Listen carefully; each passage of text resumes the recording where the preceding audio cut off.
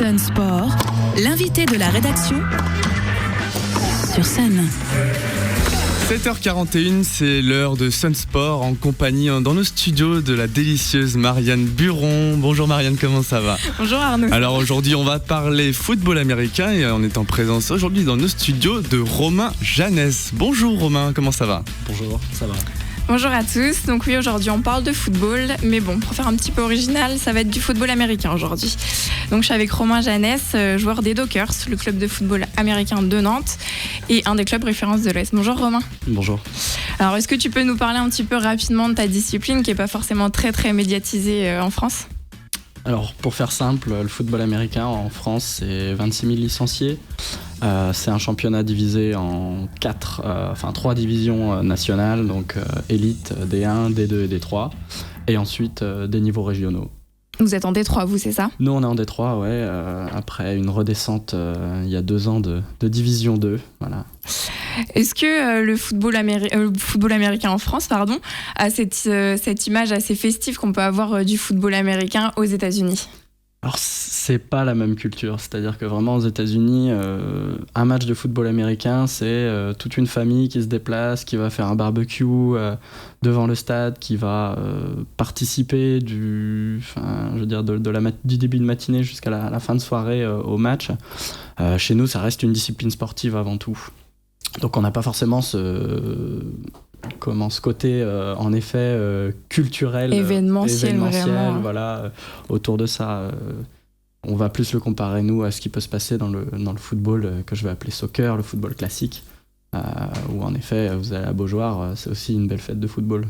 Justement, c'est quoi la place du football américain en France ? Parce que je suppose que c'est pas forcément facile de rivaliser avec des sports comme le soccer, comme tu dis, le handball ou le basket, qui sont des sports assez médiatisés et populaires en France.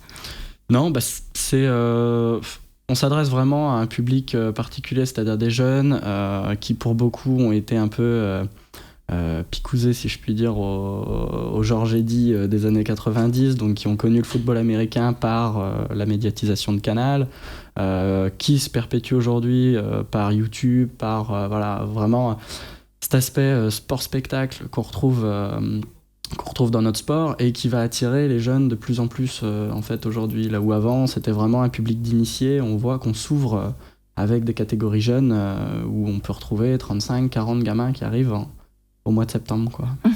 C'est quelque chose que vous cherchez à faire justement, de faire découvrir votre sport, parce que c'est vrai qu'on a l'impression que vous êtes un petit peu en période de communication avec les Dockers, on vous voit un petit peu de plus en plus. Est-ce que vous cherchez comme ça à faire découvrir votre sport pour ramener du monde chez vous ? Oui, bien sûr. L'objectif, il est aussi de recruter en permanence des joueurs. On prend le temps de les former en début de saison.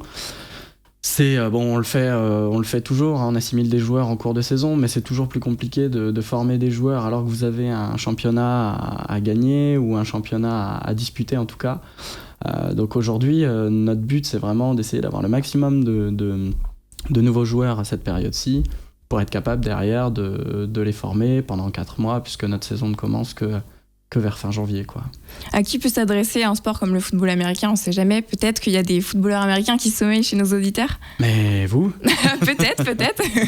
Non, le vrai concept du foot américain, c'est de se dire que chaque poste a besoin d'un morphotype spécifique. Ouais, il y a un aspect physique quand même. Il y a un aspect physique, mais en même temps, j'ai commencé le football américain, je faisais 65 kilos, j'ai pas sans une énorme musculature, et aujourd'hui, je m'en sors très bien. Donc, il y a vraiment un poste pour tous les gabarits, pour les gens qui sont un peu costauds, pour les gens qui vont être plus avec des cannes, comme on dit, les transfuges du foot, souvent, ils ont aussi un poste spécifique. Enfin voilà, peu importe le gabarit, on peut trouver un poste. Pour les femmes, c'est pareil, on fait du mixte. Pour les gens qui peuvent avoir l'appréhension du contact, parce que ça reste un sport de collision, comme disait l'autre, on va avoir aussi un format flag, donc qui est un format football américain sans contact, avec des petits drapeaux. Enfin voilà, qui est mixte, lui. On peut avoir vraiment, pour qui veut en tout cas toucher ce ballon un peu particulier de football américain, on peut trouver à chaque fois Donc c'est un poste. sport adressé à tous alors. Exactement, de 7 à 77 ans. Ça marche. Et on va parler un petit peu des Dockers, le club qui a été fondé en 1983, c'est ça ? C'est ça. Donc c'est une équipe une des plus anciennes de province. Ouais, c'est ça. Donc c'est comment le football américain à Nantes ? C'est génial. Ça fait 3 ans que t'es là-bas, toi, c'est ça ? Ça fait 3 ans que je suis là-bas, en effet. Ça fait 7 ans que je fais du foot. Les Dockers, si ça fait 30 ans qu'on est là, c'est aussi parce qu'il y a une raison. C'est un club qui s'inscrit vraiment dans l'ADN de Nantes. Le choix des Dockers, il vient de là. Donc, c'est un club qui a une superbe histoire, qui a été dans l'antichambre de l'élite il y a maintenant quelques années, mais en tout cas qui a été à un très très bon niveau. Et il y a 2 ans, notre passage en D2 l'a encore montré. On fait une fiche de 4 victoires pour 6 défaites, si je me trompe pas. Ouais, c'est ça. Une belle saison, avec un tour en play-off. Voilà. L'année dernière, en effet, premier tour de play-off. L'année dernière, on se fait quand même sortir par les futurs champions qui montent au niveau supérieur. Donc on n'a jamais à rougir de nos tours en play-off, quoi. Vous repartez pour une saison en D3 cette saison, c'est quoi vos objectifs cette année ?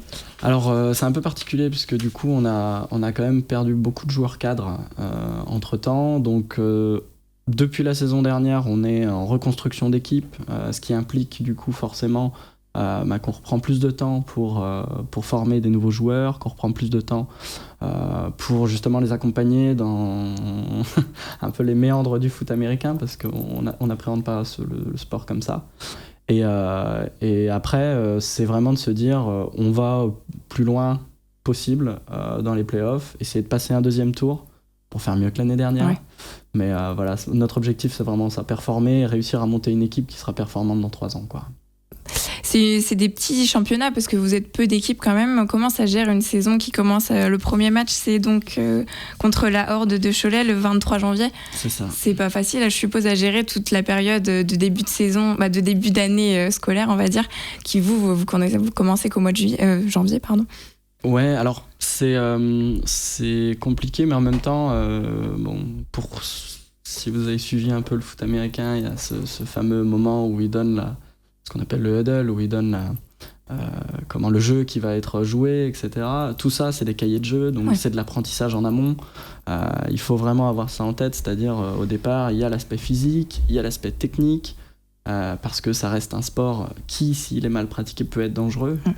Donc il y a une technique de plaquage pour pas se faire mal, pour pas faire mal à l'autre. Enfin voilà, il y a vraiment tout ça à apprendre, et pour un novice, 4 mois, c'est pas trop. C'est une période d'apprentissage en fait. C'est une vraie période d'apprentissage, mais pour tout le monde, même nous qui connaissons le sport, c'est une reprise des bases, c'est apprentissage des nouveaux cahiers de jeu qu'on va utiliser pendant la saison, c'est voilà, remise à niveau à chaque fois. Les poules sont sorties hier pour votre championnat de D3. Vous allez enfin faire un vrai derby, puisqu'il y a l'équipe de Basse-Goulaine, c'est les Ezox, une entente entre Basse-Goulaine, Saint-Nazaire et La Roche-sur-Yon. Je suppose que tu as hâte de faire un vrai derby, parce que d'habitude c'est des déplacements plutôt plus ou moins longs, mais quand même. Alors, il y a tous les matchs sont des derbys. J'imagine. Non, mais plus sérieusement, ouais, en effet, les Essox sur Basse-Goulaine, nous, on est plutôt pour un pôle de football américain à Nantes, c'est-à-dire, c'est pas une discipline, j'en parlais tout à l'heure, 26 000 licenciés, c'est pas une discipline qui peut avoir 50 clubs par ville. Nous, ce qu'on veut, c'est vraiment avoir un ancrage dans Nantes et se dire qu'on peut être le club référent de Nantes. Après, on n'a pas la même manière de voir le foot américain. Ils sont dans un aspect peut-être plus festif que nous quand on est dans la perf. Et ça va être un grand moment de football, je pense, de réunir... Surtout pour eux qui découvrent la D3. Puis en plus, vous les jouez, c'est votre deuxième match. C'est ça. C'est bien, ça va entamer le championnat directement par un sommet. Exactement. Quelle place prend pour toi le football américain dans ta vie ? On a beaucoup de place. Beaucoup de place parce que moi j'y accorde une certaine importance. Je fais à côté partie de l'équipe de Flag, donc l'équipe de foot américain sans contact aussi. Et si je rajoute la muscu à côté pour tenir la saison, ouais, Ouais, faut pas que je demande à madame de rentrer trop tôt le soir. Faut qu'elle soit indulgente, c'est ça? C'est ça. Et la France a fini 4e des championnats du monde de football américain cet été. C'est ça. Est-ce que l'équipe de France, c'est quelque chose qui te fait rêver, toi? Bah bien sûr. Après, faut savoir raison garder. Non, mais bien sûr, quand on les voit, et pourtant nous, on en connaît certains, on voit comment ils jouent dans notre championnat à nous, et on se dit même ces gars-là n'arrivent à être que 4e. Voilà. Quand en perdant contre les États-Unis. Voilà, quand forcément. on voit les monstres physiques et techniques que c'est, on se dit que la marche est encore haute, mais on progresse tous les ans depuis quelques années. On a un super boulot qui est fait par la fédération à ce niveau-là, donc pas d'inquiétude pour les années à venir. Très bien, merci beaucoup Romain.